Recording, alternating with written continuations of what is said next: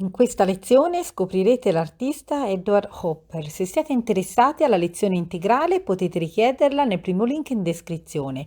Questa è solo un estratto di una lezione di circa un'ora e mezzo. Iniziamo da quando inizia a fare le acqueforti. L'acquaforte, non so se conoscete, è una tecnica in diretta nella quale i solchi nella lastra vengono ottenuti, non so se lo sapete, attraverso una morsura, praticamente un acido che corrode il metallo. Qui appunto deriva il nome acquafortis, è un processo di corrosione, per esempio, dovuto proprio da un acido che intacca la lastra e così viene una sorta di incisione che è, abbiamo detto, in diretta. Mentre se voi pensate all'incisione fatta con il bulino, con la punta secca, cioè si scalfisce proprio con un punzone, allora quella è un'incisione diretta. La differenza è questa. Guardate questo quadro.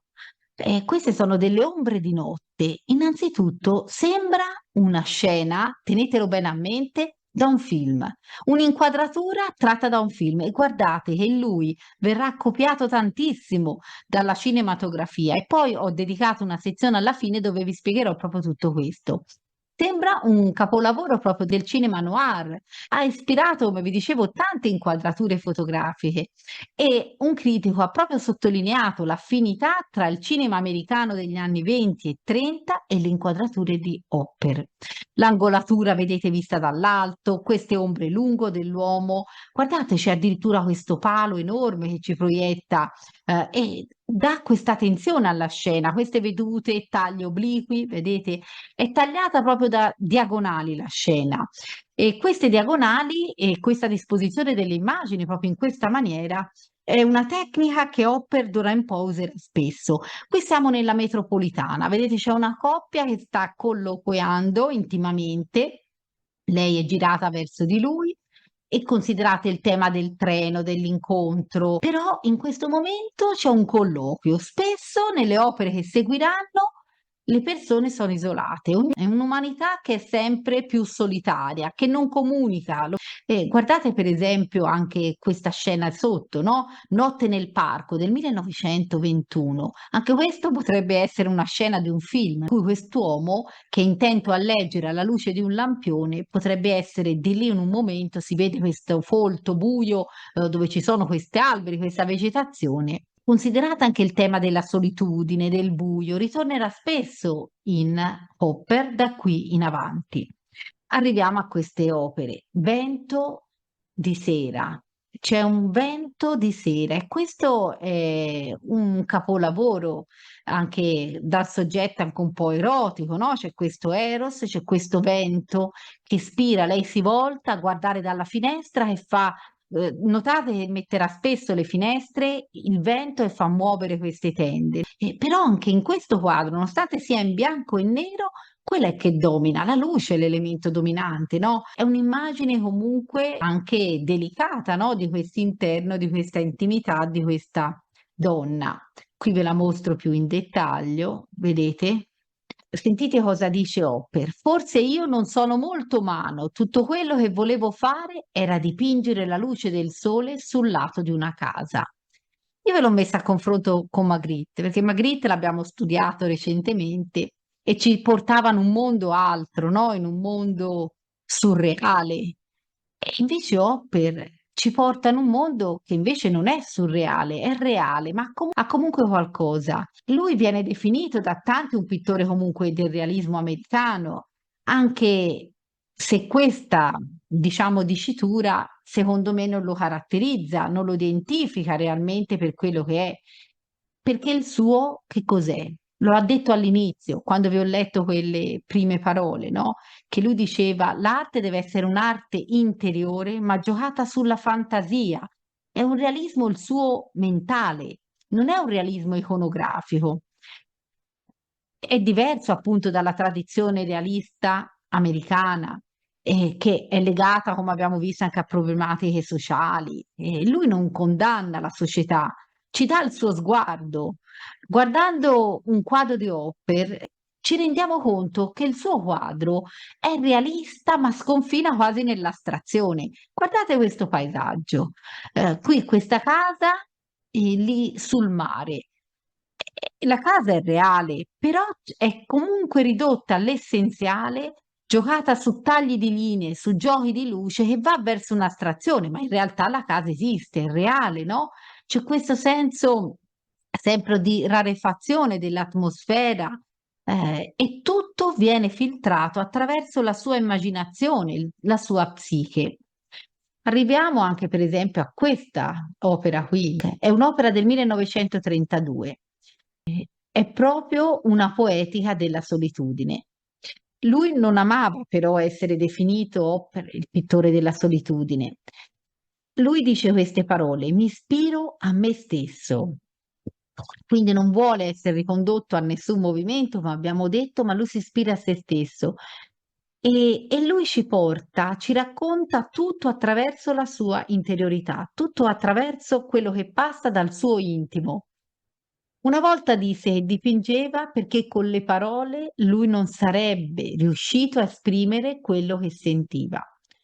Vi ho detto era una persona schiva, introversa, solitaria, e questo è un dipinto che rappresenta proprio l'alienazione.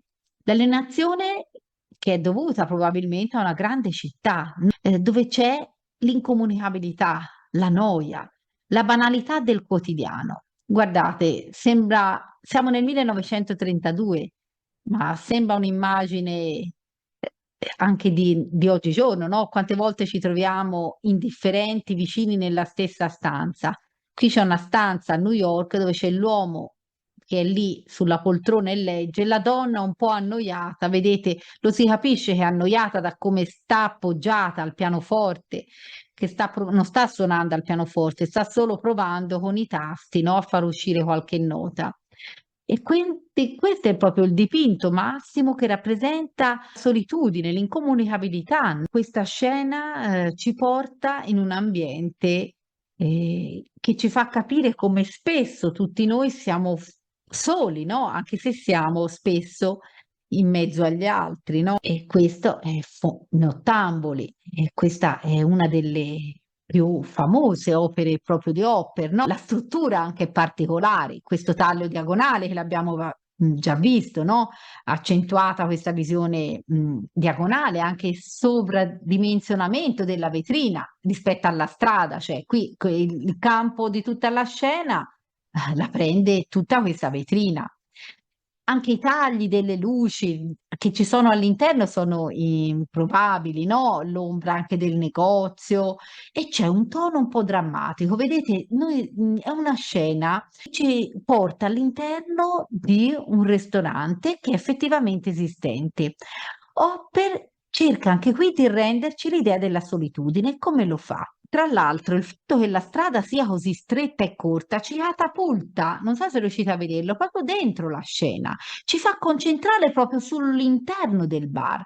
Chi c'è nel bar? C'è il barman che sta rigovernando, vedete, sta sciacquando probabilmente dei bicchieri e sembra stia dicendo qualcosa all'uomo che ha di fronte, vedete, di fronte a lui che è accanto a quella donna. Mentre la donna è proprio assente, sta proprio pensando a tutt'altro, è lontana, no? Probabilmente con i suoi pensieri. E qui raffigura una donna magrissima, è una delle poche donne, forse l'unica magra che lui rappresenta, perché poi vedrete rappresenta anche personaggi anche più in carne, no? Soprattutto le figure femminili. E qui sono quattro personaggi, vedete anche l'altro è in disparte, sta seduto lì e pensa a se stesso, non c'è comunicazione, c'è un timido accenno, non so se riuscite a vederlo, nella mano della donna vicina alla mano dell'uomo. E non sappiamo però se le loro mani si toccano, se si sfiorano.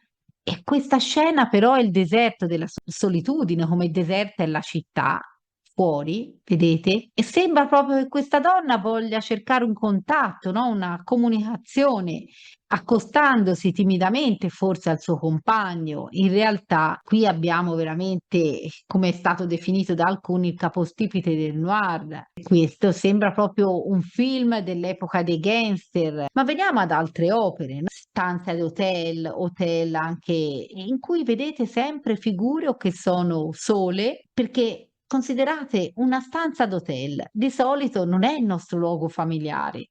lui non è che ci rappresenta la famiglia, l'intimità della famiglia, anzi, tutt'altro, ci raffigura sempre luoghi non familiari, sono luoghi pubblici, ma che appaiono a volte anche squallidi e distanti, freddi. La stanza dall'hotel è qui è anche in disordine, guardate. Ma pensate anche al bar oppure ai cinema, ai teatri, in cui capite che sono spazi pubblici, non spazi intimi, non spazi privati. Qui trovate i temi proprio tipici di Hopper. Qui ci sono 20 anni tra un'opera, questa stanza d'hotel del 32, e quella del 52, ma c'è sempre lo stesso aspetto della luce radente, della solitudine. Ora voglio terminare con questa condizione esistenziale, della condizione che ha saputo leggere Hopper con tanti anni d'anticipo, è il tema della solitudine che affrontano tanti autori anche nel Novecento, il male di vivere, parlato, raccontato da Montale, spesso il male di vivere ho incontrato, no? Ma vi voglio lasciare con questa poesia di Salvatore Quasimodo. Ci ha lasciato veramente una lirica brevissima, sono 3 strofe, si intitola Ed è subito sera è del 1930. Sentite cosa dice: ognuno sta solo sul cuore della terra, trafitto da un raggio di sole, ed è subito sera. Praticamente in questi 3 versi lui descrive tutta la condizione esistenziale, la precarietà della vita, il fatto che la felicità sia una cosa anche effimera.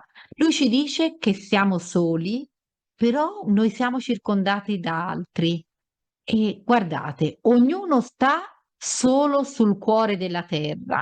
Quindi si dice che ognuno di noi è solo con se stesso, però siamo dove? Nel cuore della terra, e mette in collegamento il cuore della terra, il centro della terra, e siamo trafitti da un raggio di sole.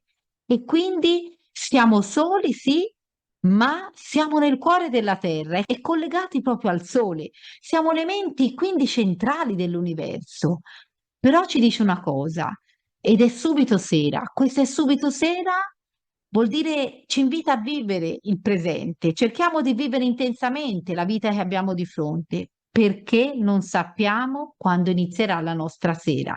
Gioiamo del vivere insieme intensamente finché è giorno. Purtroppo, dicevo, siamo soli perché tante volte siamo circondati dagli altri, ma siamo sui social, ma siamo asociali, no? Però siamo come tante isole che cercano però collegamenti, che cercano ponti per collegarci gli uni agli altri.